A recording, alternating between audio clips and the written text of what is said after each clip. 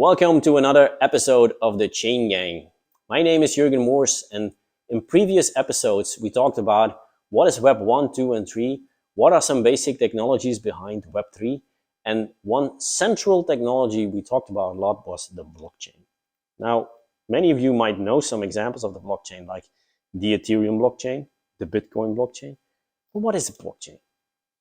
A blockchain basically is a database, like we have many databases, but with a lot of differences to the present database technology.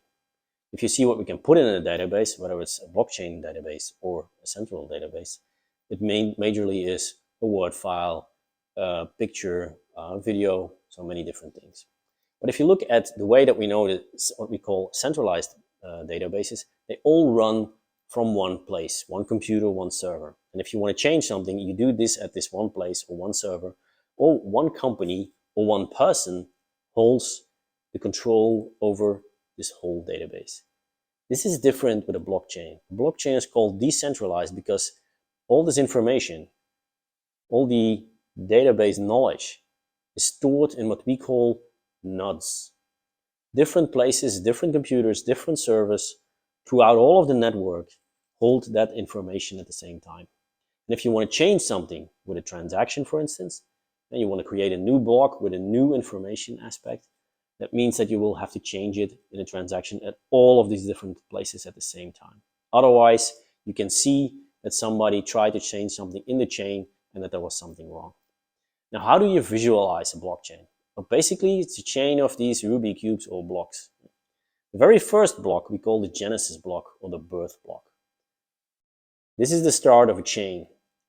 The second block that you get in is also another Ruby cube or a block to create your chain of blocks. This is the first block. Here we have the second block. And you go so the third, the fourth, you just add blocks. In each of these blocks, you can put the information like in a normal database, and it can be a picture, a file, a reference, whatever you want. But what makes it special is, like I said, it's decentralized. Every transaction is written down in the block, and every new block has a reference to the previous block.